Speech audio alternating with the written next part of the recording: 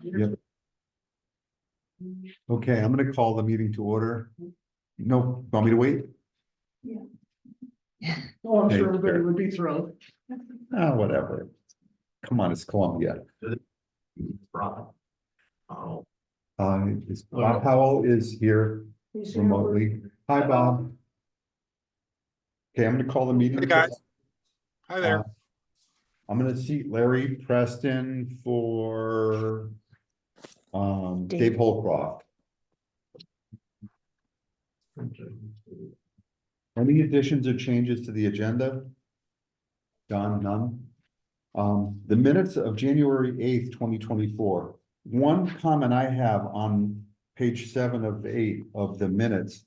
It's on about the 5th paragraph down. It says, RNASF applied, yes, but not really. That isn't how the process works.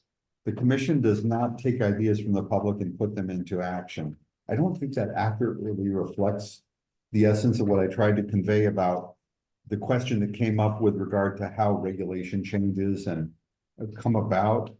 We do take ideas from the public, and I would just say that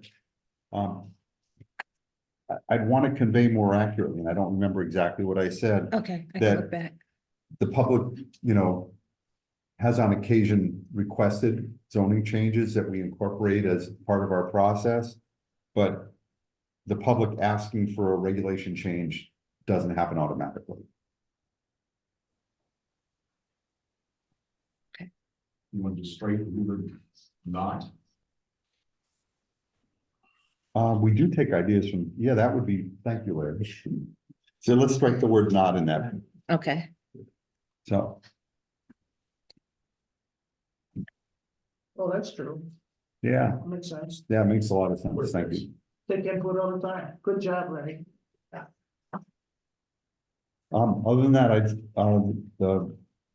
I'd make a motion that we accept the minutes as amended.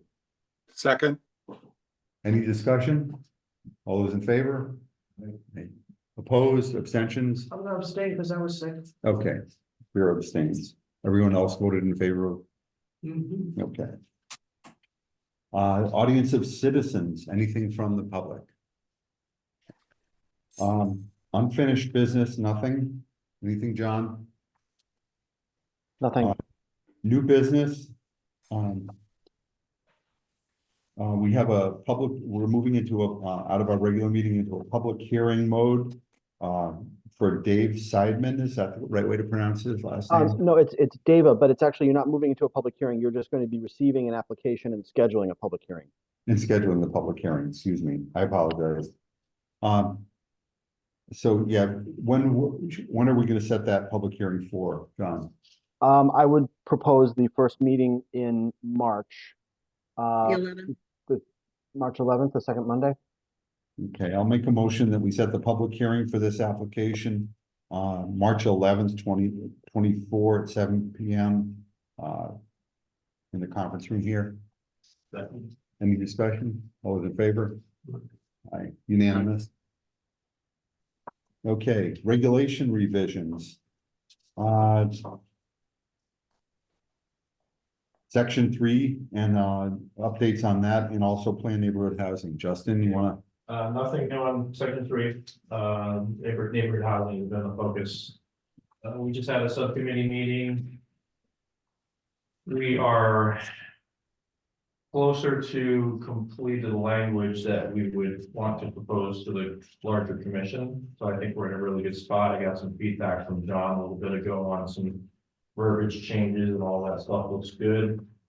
From our meeting today, I think what we're going to do is, John schedule a subcommittee meeting with you on Thursday. So we can all go over this and work out some of the questions around, minimum acreage. Because right now for neighborhood housing, it's at 4 acres. So we want to have some discussions around that. There has been some discussions within the subcommittee about exempting the overlay zone from this regulation, so they would only be allowed in the RA zone. So there's a few things that we're working through there. But overall, the theme has been to simplify the regulation, to look at other places within our regulations that overlap with this. So we have, we also discussed accessory uses, and how we can make that a little bit better and easier, allowing detached accessory units.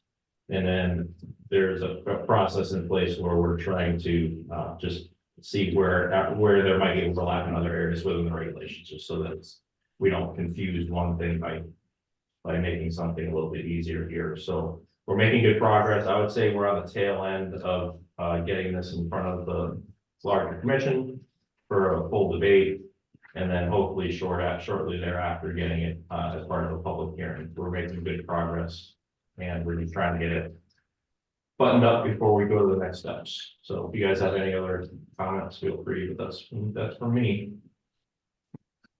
I had a comment. I saw somewhere in my notes that, Justin, you had mentioned that the affordable, housing onto this, that it was mandated by the state for a 20% for the low income. Yeah, there's part of it that's Yeah. statutorily. Yeah, that's 30% on one. If you check the continuing ed videos that we were supposed to watch as part of our Yeah. mandated land use seminar through UConn. I think if you double check it, you'll find it's 30%, not 20%. I'll revisit that. There's a slight confusing piece in here because there's a reference to 30% and then 20%. So the 20% is the number of units set aside as affordable units. And then let's see. John? Yeah, John John, has you wanna some- chime in? So, yeah, if I don't know if this will make things more or less confusing, but there are actually a couple of separate sections of the statute that deal with affordable housing percentages. The 20% model that was in the draft regulations that the subcommittee is proposing is actually what's called incentive housing, which is section 8-13 of the Connecticut General Statutes. This is a provision that was created between 15 and 20 years ago to try to strike a balance between municipal control of affordable housing and the traditional 830G that tends to bypass zoning. 830G, as you say, Vera, is the 30%. That's 30% of units in development are affordable to those at 60 or 80% of the area median. That's affordable housing, 830G. There is 813, which is incentive housing, which is dials that back to just 20% of the total units. And those 20% are available at 80% area median income. And so it was a separate tool that was created by the statutes, by the legislature, again, about 15 years ago or so. And I believe, Justin, if you have the copy of the regs in front of you, I believe the statutes that you reference in terms of definitions reference 813, not 830G. Yeah, and that confused me too. Also, we were referencing 813, which is a different set of standards. So it goes by the 20%. Probably just depending on what anybody would get. Yeah. Because basically, if someone is going with an 830G, they don't need the zoning regulations at all. This is sort of written with a lower affordability standard, or I'm sorry, I would say a more modest affordability standard, and provide some control for the town. So that would be the regulatory approach reference in the statutes. Sorry I'm sorry if that's confusing, but there are actually two different standards in the statutes. Yeah, no, it is confusing, but that, and the reason that we're really because we can with 813, as John mentioned, but the other thing too is it gives more choice to the applicant. So if they want to take advantage of the density incentive or the incentive for affordability, they can do that. If they choose not to, they don't have to do that. So it's a way that we've been able to make it a little bit easier for people. Excuse me, Rick, Yes. question. We're talking about things that are in section 52, are we not? These are in section 52(7)(19), proposed 19. Right, I think we skipped section 3. Discussion on that. Yeah, did. we weren't quite ready to discuss it, I don't think, Justin. No, we're not ready to. We've discuss it. been meeting in subcommittee. We're happy to bring up anything you want to bring up about section 3. I just had a question about that for John. Yep. Under, I received the thing that was sent to me by email. It's hard to read because the left-hand portion was slightly cut off, but on unregulated structures, John, the last sentence says, I believe unregulated structures shall be exempt from all zoning permitting requirements. Is that correct? I believe that's what it says. I don't think I have that section in front of me. I didn't think we were going to talk about this today. Oh, okay. It was part of the handout. Was it? Yeah. John, I can clarify, John. So there's been no further discussion. We had a vigorous debate on this about a few months ago. We haven't changed any of the language. We haven't revisited it yet because the neighborhood housing has taken priority. So Yep. our plan is to come back to this in short order, but there's been no, and that's why I kind of said there wasn't an update, because we haven't made any changes, or we're not proposing anything else as far as the discussion with the. Yeah, the subcommittee is not in agreement. No, we're not. And Oh, okay. So we're not going to be voting on this tonight? No. Oh, goodness, no. I think we're quite a ways from that. Yeah. Yeah. And, you know, Okay. when we get to that point, Bob, I think what's going to happen, we're going to see a draft come out for everyone to review and let them formulate some opinions and then discuss where we want to go with it and go from there. Yeah, I just saw it on the agenda and I thought we were going to be discussing it tonight. So, Yeah, no, we're not ready. I don't think. It's been on the agenda and there's no update though. So when we get to. okay. Yeah, when we get to a point where it's gonna go to public hearing, we need to have that discussion, we will, but. we can Okay. vote. Yeah, that's good. Thanks, guys. Is it? I'm sorry. Mary. Just for my. I don't mean. For my own confusion. Mary Kay, was that in the packet? from today? Yes, yes. It's the same, section 352.7 that's been in the packet for months. Oh. Yeah, I have a 17-page PDF. I don't see it. But okay. Thanks. It followed the new business Yeah, application. It follows that. yeah. Huh. Yeah, the last thing I have in the packet, again, the PDF packet, is the application for the special permit. No, it was after that, John. Okay, yeah. And you got that electronically? I got it off the town webpage. Oh, all right. Let me check the town website. Yeah. Check the packet part of the town webpage. Probably, Sorry about that. it's probably been discussed and diced up and discussed several times since that was posted. But yeah, we're not. I think part of the confusion, Rick, is we're discussing it right now under unfinished business. And further down the agenda, it's under regulation revisions discussion. After new business, you see it? Yeah, see, we're in under. Oh, no, that's where we're at. Yeah, we're at there. We're at that now, right? Yeah. Yeah. We're at that point in the meeting now. Yeah, and it's on the agenda, so. Okay. All right, I see it. Yeah, for some reason, it wasn't in the email PDF that you had sent, Mary Kay, but it's on the website. That's weird.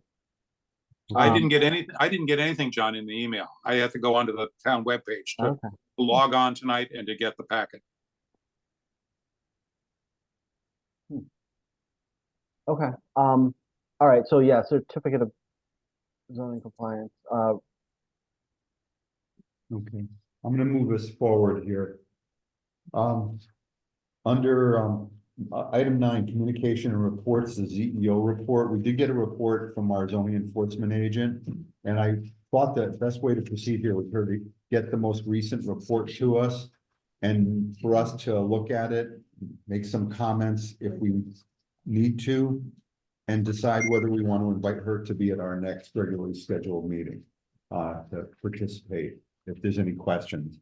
The other efficient way to approach this is to let's get the questions together that we might have and present them to her and either get answers in advance of the meeting or ask Connie to visit us at a Zoom, via Zoom at a meeting if she can.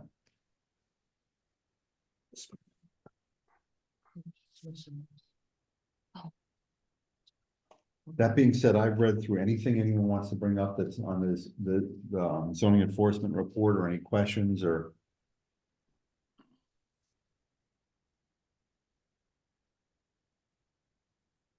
I think Connie specifically is not bringing up the name of the owner because these are really not owner based as much as they are regulation based.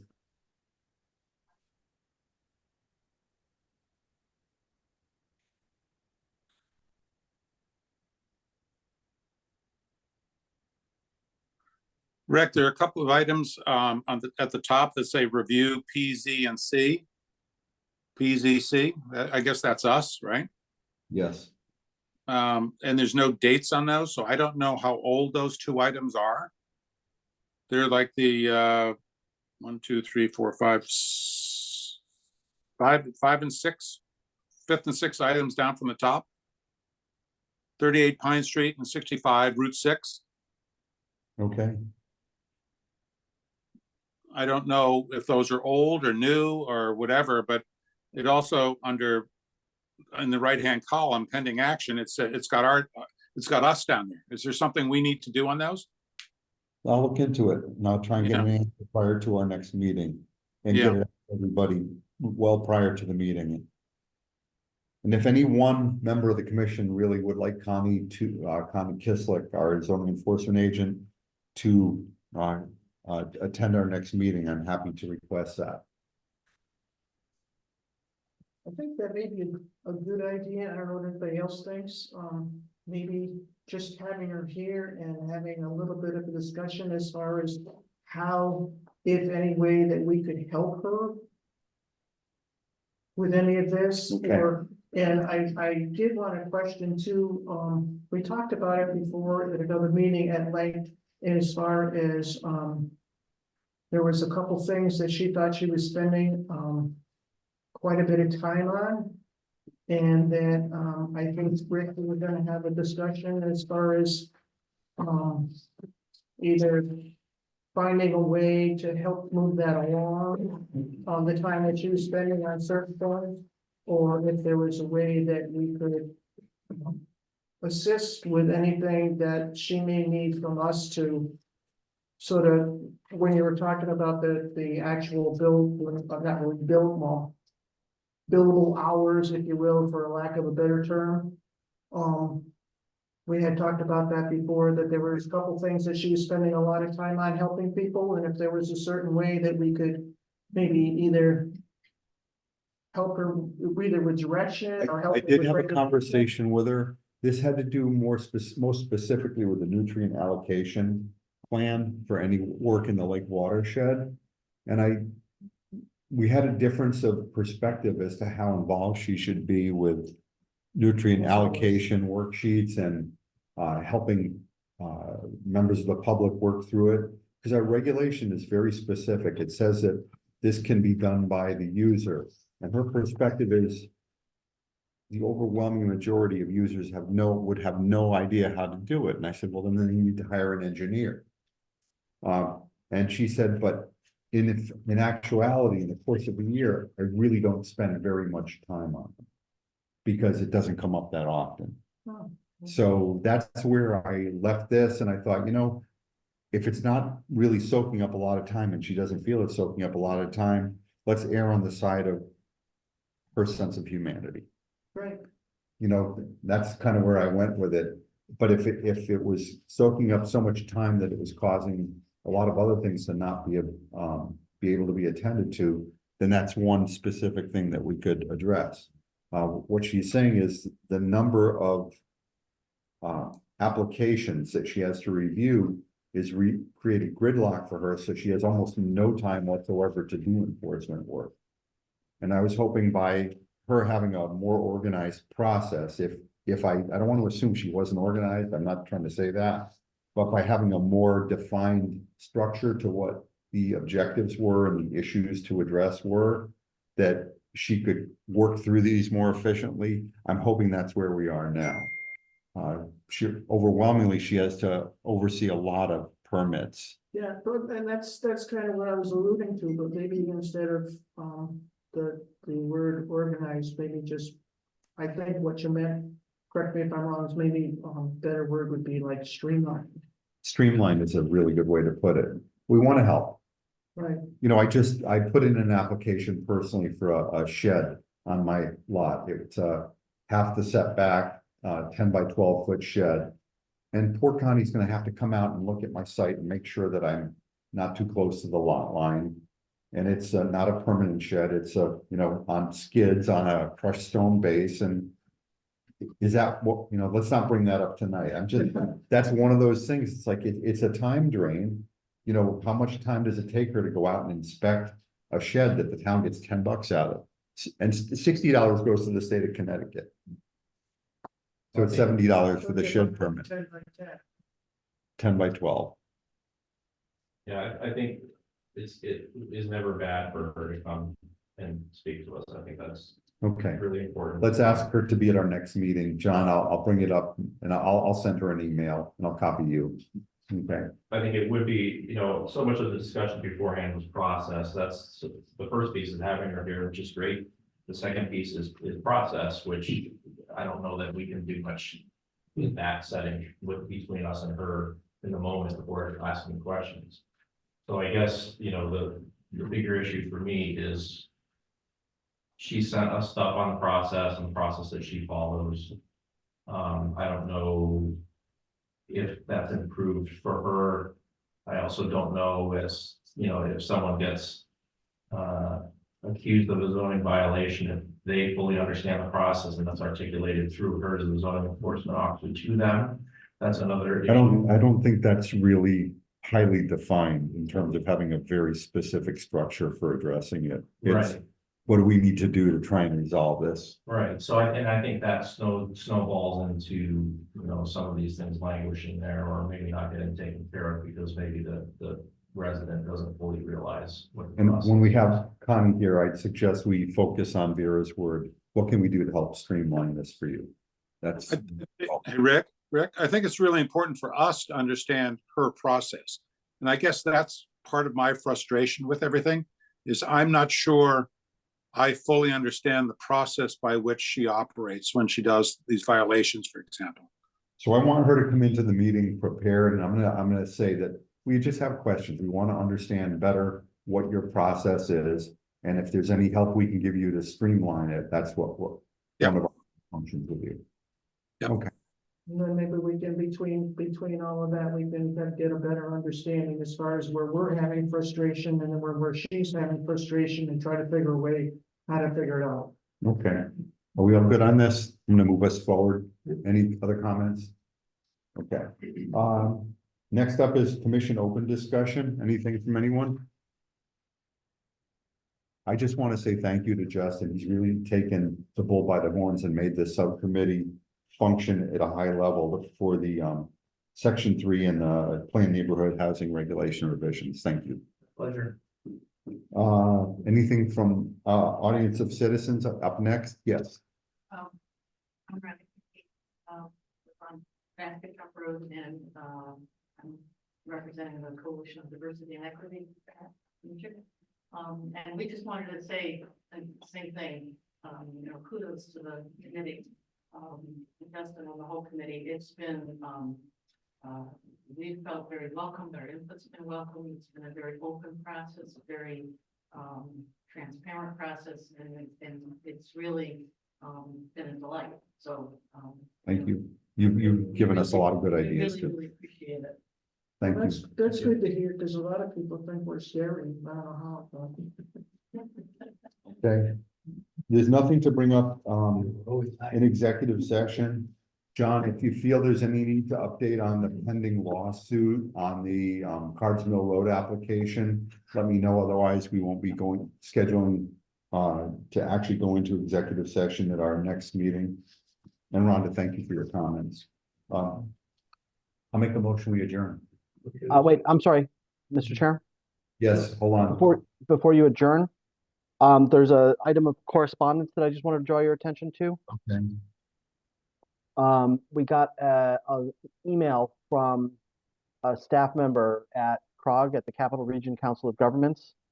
It was sent through the First Selectman's office. I can bring it up on the screen if you need. Appointments. Yep. Yeah, okay. So that was a reminder and a request that there is that as part of the Capital Region Council of Governments, Columbia is invited to participate in the Regional Planning Commission, which is an intermunicipal planning and zoning discussion that does some of the commentary work. That also, number one, helps write the plan of conservation and development. Number two, the regional plan. And number two, helps to comment on potential intermunicipal impacts of various development and zoning proposals.